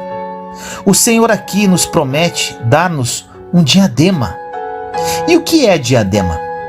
De acordo com a Wikipédia, diadema tem origem grega e significa uma joia utilizada na cabeça e considerada como distintivo real, um logotipo. Meus irmãos, o que é isso? Aqui Deus nos fala que nos dará uma coroa com a sua marca para substituir as cinzas que o nosso passado deixou. Glória a Deus! São muitas promessas em poucas palavras. Ele nos ungirá, nos enviará para anunciar e proclamar a sua palavra, curar os quebrantados de coração, ser um instrumento de libertação, levar alegria aos que choram e àqueles que se encontram com o espírito abatido. Mas para herdarmos todas essas promessas, existe uma condição primordial.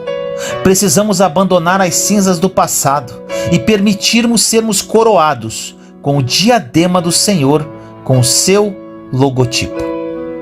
Muitas pessoas têm os seus familiares cremados e guardam suas cinzas em uma caixa ou urna. Finalmente elas levam as cinzas para um lugar significativo e as atiram ao vento. É uma forma de deixá-las ir de forma permanente. É exatamente isso que Deus quer que você faça se tiver sido machucado no passado e ainda estiver preso às cinzas que restaram. Se você deseja uma alegria verdadeira e herdar todas as promessas que contém nesta passagem de Isaías, deixe essas cinzas e permita que o Espírito Santo as remova da sua vida de forma permanente. Ore comigo assim: Senhor, tomo posse dessa poderosa palavra de hoje. É isso, meu Deus, que quero em minha vida. Recebo a sua coroa com a sua marca, com seu logotipo, para ser um instrumento de graça na vida de muitas pessoas. Quero ser referência e exemplo de fé a todos que cruzarem o meu caminho. Receba a sua unção para anunciar a palavra, para curar os quebrantados de coração, para ser um instrumento de libertação, para levar alegria a todos que choram e que estejam com o espírito abatido. Abandono as cinzas que restaram do meu passado e as deixo ir e permito que o Espírito Santo me conduza no caminho da santidade. Assim eu oro em nome do nosso Senhor Jesus Cristo. Amém.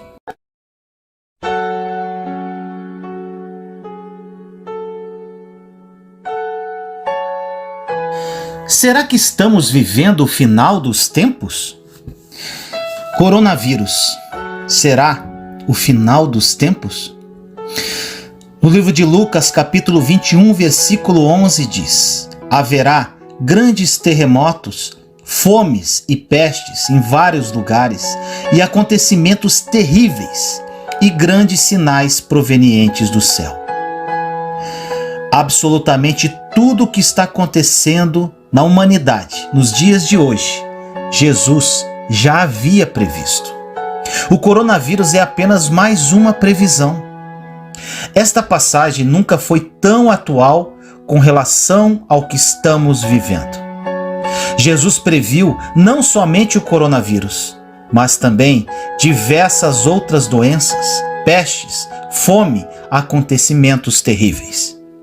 As previsões de Jesus sobre o futuro estão se cumprindo e são muito evidentes já há algum tempo.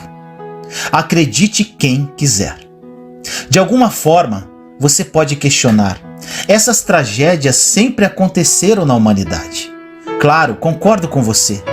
Mas se analisarmos nas últimas décadas, elas têm aumentado gradativamente, principalmente em relação às pestes. Em tempos remotos, muitos morriam, eram muitas vítimas, pois a medicina não era tão avançada como nos dias de hoje. As pessoas não tinham noções de higiene e nem conhecimento sobre como combater as pestes. Além disso, o mundo não era globalizado como é hoje, onde as pessoas recebem notícias de última hora sobre tudo o que acontece. E com isso, podem se prevenir e se preparar para uma catástrofe. Muitas pestes atingiram o planeta nas últimas décadas. Pestes como o Ebola, com 1.200 mortes, a SARS, 900 mortes, gripe aviária, 324 mortes, gripe suína, Zika vírus, dengue, entre diversas outras. Precisamos ficar atentos para o que Jesus disse e entender que os sinais da volta dele são muito evidentes. Essas tragédias são sinais claros que precisamos estar preparados. Você está preparado? Em Romanos 8:22 diz: sabemos que toda a natureza criada geme até agora, como em dores de parto.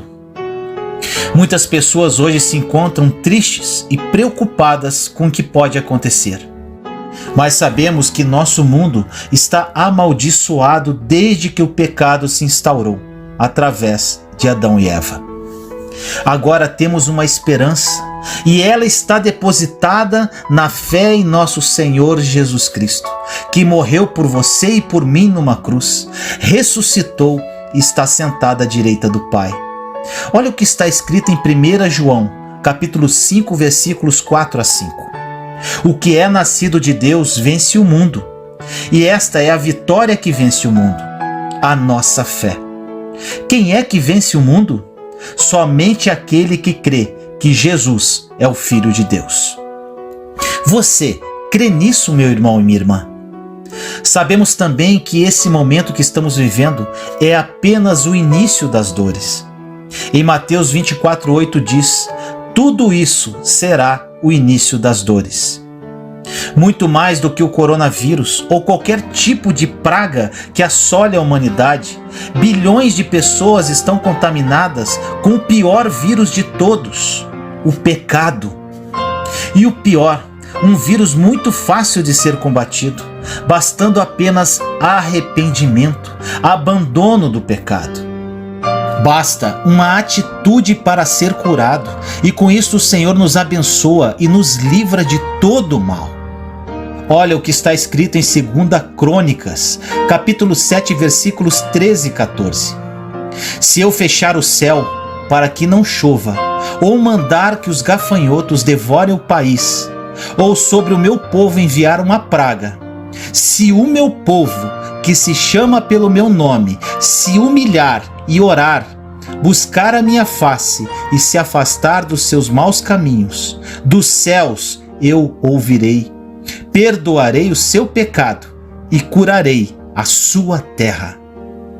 Esse período de comoção mundial não é nada mais que uma oportunidade das pessoas se aproximarem do coração de Jesus, se arrependerem e se unirem como um só corpo de Cristo em oração. Algo muito importante: precisamos obedecer às autoridades constituídas deste mundo. Isto é bíblico e precisamos nos precaver em relação ao coronavírus. Infelizmente, muitos cristãos estão ignorando recomendações e continuam frequentando lugares onde existe aglomerações, não lavando as mãos, não tomando os cuidados mínimos com relação a este vírus. E de uma forma muito imatura, usando a palavra de Deus, ou seja, o Salmo 91, como escudo protetor, onde diz que Deus protegerá de pragas, inclusive desse vírus. Não podemos esquecer que o próprio Satanás usou este salmo para tentar enganar Jesus durante sua tentação no deserto. A Bíblia diz que o diabo levou Cristo até a parte mais alta do templo e mandou que ele se jogasse de lá, já que no Salmo 91, Deus prometeu que enviaria anjos para proteger seus filhos. Olha a passagem que fala sobre isso em Mateus capítulo 4, versículos de 5 a 7. Então, o diabo levou a cidade santa, colocou-o na parte mais alta do templo e lhe disse: se você é filho de Deus, jogue-se daqui para baixo, pois está escrito, ele dará ordens a seus anjos a seu respeito, e com as mãos eles o segurarão, para que você não tropece em alguma pedra. Jesus lhe respondeu: também está escrito, não ponha à prova o Senhor, o seu Deus. Devemos seguir o exemplo de Jesus e não tentar a Deus ao achar que não precisamos fazer a nossa parte. Mesmo com essa promessa de proteção, é possível sim que o cristão seja infectado por qualquer vírus ou doença. Em João 16:33 diz: eu lhes disse essas coisas para que em mim vocês tenham paz. Neste mundo vocês terão aflições, contudo, tenham ânimo, eu venci o mundo. Precisamos ser prudentes e maduros. Precisamos seguir as orientações médicas e do governo para evitarmos a contaminação da doença. Como disse anteriormente, respeitar as autoridades é bíblico. Olha o que está escrito em Romanos 13, versículos de 1 a 5.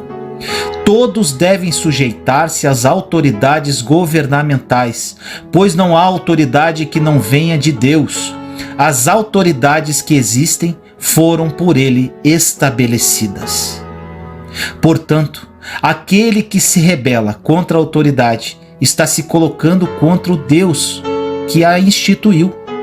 E aqueles que assim procedem trazem condenação sobre si mesmos. As autoridades são representantes de Deus para o nosso bem, ou pelo menos é o que deveriam ser.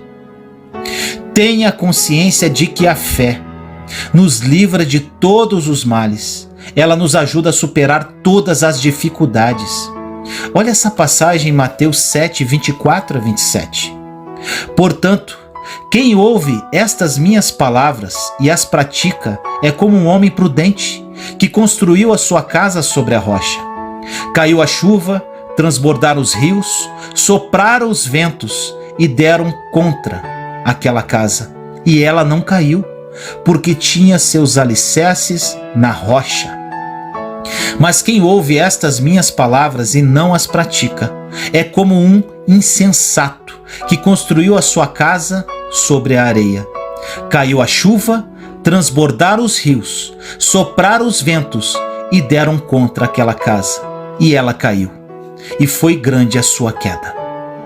Isso é um alerta para que não usemos a nossa fé como desculpa para ser irresponsável e ignorar os riscos deste vírus, à nossa saúde e de nossa família.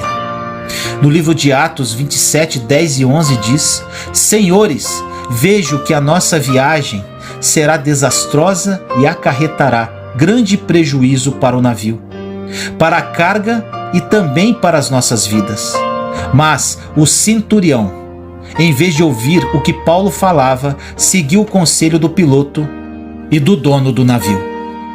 Nesta passagem, o apóstolo Paulo estava no navio com seus companheiros e uma forte tempestade, que durou vários dias, os colocou em risco de vida. Então Paulo percebeu que ventos contrários tornariam a navegação ainda mais difícil. E o que ele fez? Ele fingiu que nada estava acontecendo? Ele ficou recitando o Salmo 91? Não, ele foi prudente e trouxe um alerta a todos. Mesmo sendo um homem de fé, Paulo sabia que sofreria prejuízos. O problema é que o comandante do exército romano não seguiu os conselhos de Paulo e confiou na capacidade do piloto. Então eles decidiram continuar navegando em vez de parar no porto. E, se você continuar lendo esta passagem, você verá que um vento muito forte veio até eles e o navio foi arrastado pela tempestade, quase matando a todos. Este é um grande exemplo que devemos dar passos de fé, mas muitas vezes a fé nos leva a agir com bom senso. Por isso, quando os ventos estiverem contrários, fique no porto. Não se arrisque dizendo que você tem fé e que nada pode acontecer com você. Isso não é fé, é arrogância, é colocar Deus à prova.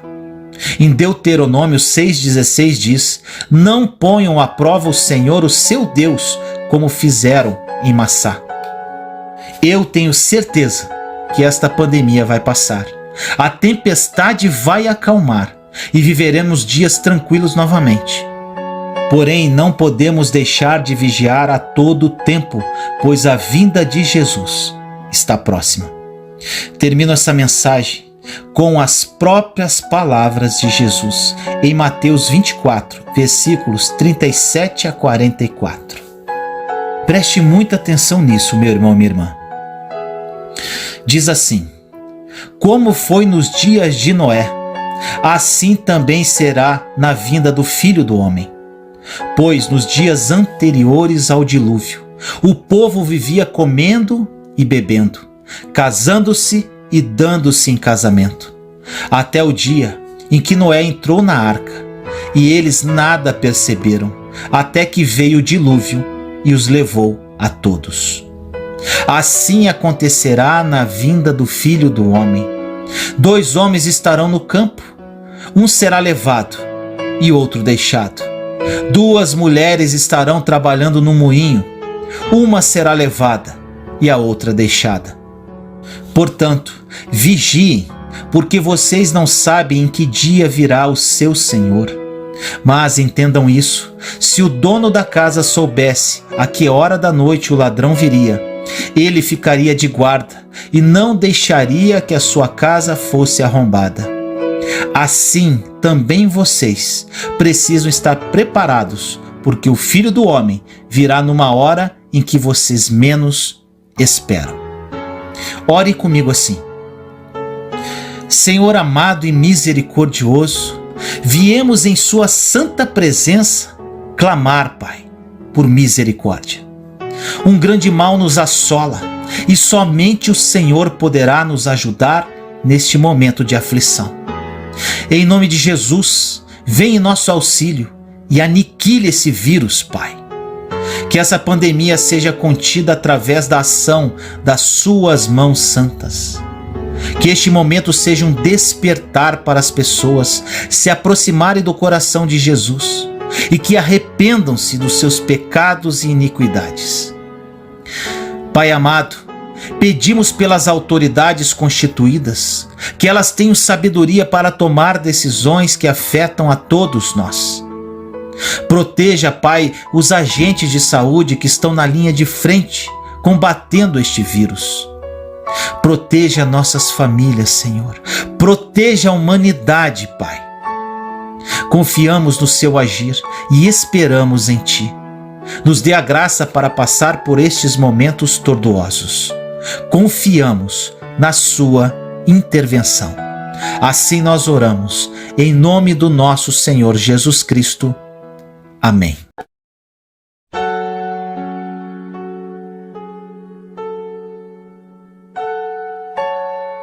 O dia do pagamento está chegando. Você está pronto?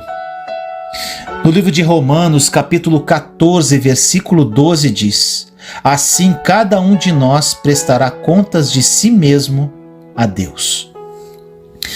Toda pessoa, sem exceção, um dia comparecerá diante de Deus e prestará contas da sua vida, conforme diz nesta passagem.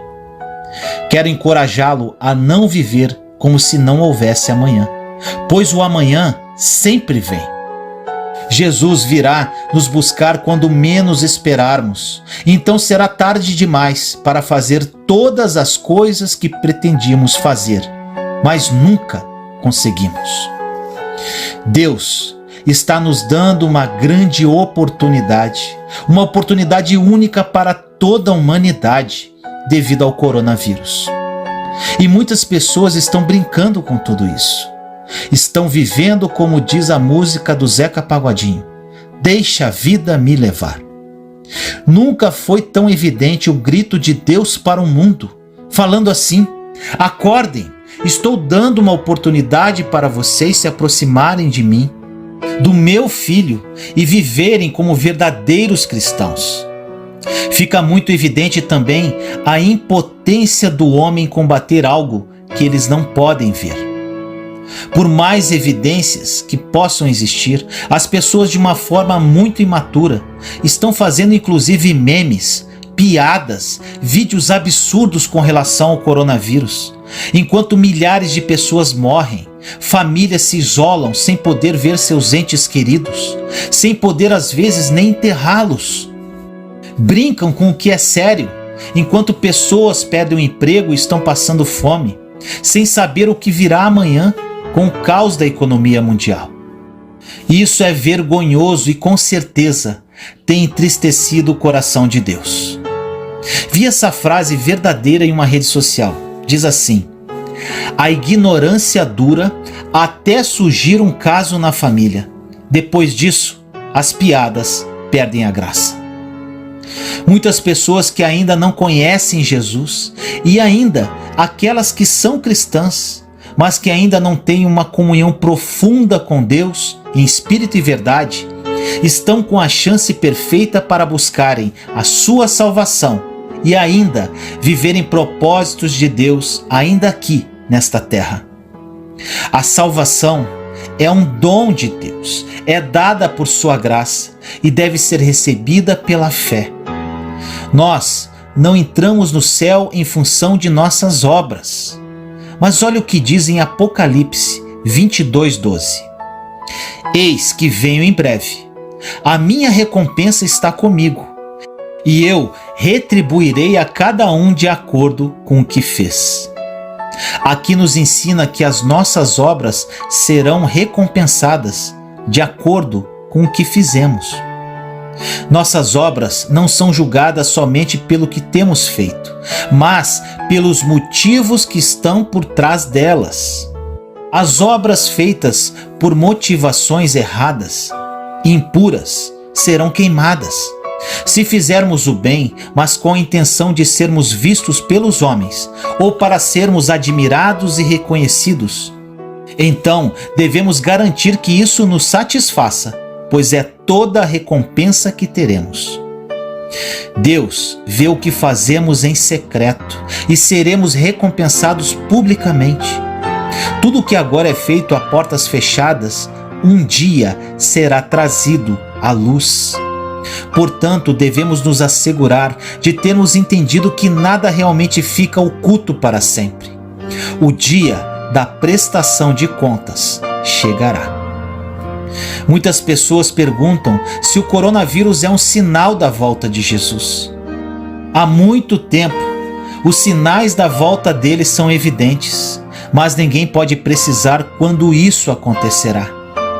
Na palavra de Deus diz em Mateus 24:36, quanto ao dia e a hora, ninguém sabe, nem os anjos dos céus, nem o Filho, senão somente o Pai. Ainda há tempo de voltar o seu coração para Cristo. Ainda há tempo para a salvação. Ainda há tempo de viver os propósitos de Deus. Mas isso parte de uma decisão que só cabe a você. Nenhuma pessoa, nem mesmo Deus, poderá decidir por você. A decisão é sua, somente sua. Por outro lado, existem cristãos que dizem: bem, desde que eu vá para o céu, isto basta. Te afirmo com toda certeza, se esta for a única motivação da vida, estamos vivendo de forma egoísta. Devemos viver para Deus e para a sua glória. Precisamos entender que estamos vivos com um propósito, e parte deste propósito é sermos usados por Deus para reconciliar outros com Ele. Na verdade, fomos criados para as boas obras que Deus preparou para nós de antemão. Olha esta passagem em Efésios 2:10. Porque somos criação de Deus, realizada em Cristo Jesus, para fazermos boas obras, as quais Deus preparou de antemão para que nós as praticássemos. É desejo e vontade de Deus que façamos boas obras, mas devemos realizá-las porque Ele nos ama. Não para fazer com que Ele nos ame ou para impressionar as pessoas. Aconselho você, meu irmão e minha irmã, que me ouve agora, que aproveite esse tempo para conhecer mais a Deus e aumentar a sua fé. A fé vem pelo ouvir e ouvir a palavra de Deus. A palavra de Deus é viva e através da sua leitura, estudo e meditação, você criará mais intimidade com Deus, conhecerá seus pensamentos e aumentará sua fé gradativamente. Não desperdice essa oportunidade, que não sabemos se poderá ser a última. Aconselho que você não pague para ver, porque o destino de quem não será salvo é cruel. Acho conveniente mostrar na palavra o que é o inferno. A palavra inferno é de origem latina e significa profundezas. De acordo com a Bíblia, o inferno é um lugar onde o fogo nunca se apagará. Mateus 3:12, 18:8, Marcos 9:43, Lucas 3:17, Judas 1:7. Além disso, o inferno é a fornalha de fogo. Mateus 13:42 e 50. O inferno é um lugar de choro e ranger de dentes. Mateus 24:51. O inferno é o lugar preparado para o diabo e seus anjos. Mateus 25:41. O inferno é um lugar onde o verme que atormenta o ímpio nunca morre. Marcos 9:48. O inferno é o lugar da destruição eterna. 2 Tessalonicenses 1:9. O inferno é o lugar das mais densas trevas. Judas 1:13.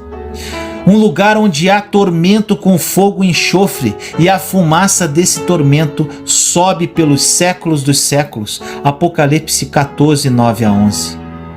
Um lugar onde o castigo é constante, não cessando nem de dia nem de noite. Apocalipse 20:10. O lago de fogo que arde com enxofre. Apocalipse 21:8. Resumindo, podemos dizer que o inferno é real. É um lugar de terrível lamento, de castigo e destruição eterna para os ímpios, Satanás e seus anjos. O dia do pagamento está chegando. Você está pronto? Ore comigo assim: Senhor amado e misericordioso, entramos em sua santa presença neste momento, eu, meus irmãos e irmãs em Cristo Jesus. Hoje, Pai, oro por todas as pessoas que escutarem esta mensagem viva, que veio direto do seu trono de glória. Pai, por mais evidências que existam, muitas pessoas estão vivendo como se nada estivesse acontecendo. Que esta mensagem toque corações e que o seu Santo Espírito revele a verdade ao coração de cada uma. Vejo como uma grande oportunidade da humanidade se aproximar mais de Ti, de almas serem salvas e de propósitos serem cumpridos. Que isso seja claro nas mentes e corações. Jesus voltará. Não sabemos quando, apenas Tu sabes. Que através desta mensagem e oração, as pessoas criem uma consciência santa e salvem-se enquanto é tempo.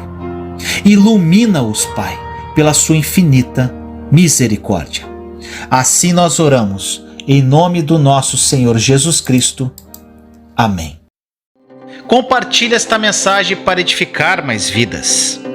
E caso você queira adquirir o meu estudo sobre a Nova Aliança, em vídeos, áudios, mapas mentais, PDFs, meditações, uma jornada chamada Está Consumado, em busca da verdade que vai te libertar, clique no link na descrição desse vídeo. Nesse estudo você vai aprender o que é a Nova Aliança, diferenças entre a Velha e a Nova Aliança. Ainda você vai aprender a orar de acordo com a Nova Aliança e ter as suas orações respondidas.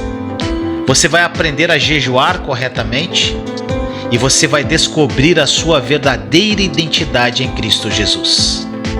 Além disso, você vai entender o que representou a obra consumada da cruz de Jesus e todos os benefícios que ela carrega, entre outras coisas incríveis. Então clique agora, não perca tempo e aproveite a promoção desse estudo incrível, que foi feito com muito amor e carinho. Te amo em Cristo Jesus.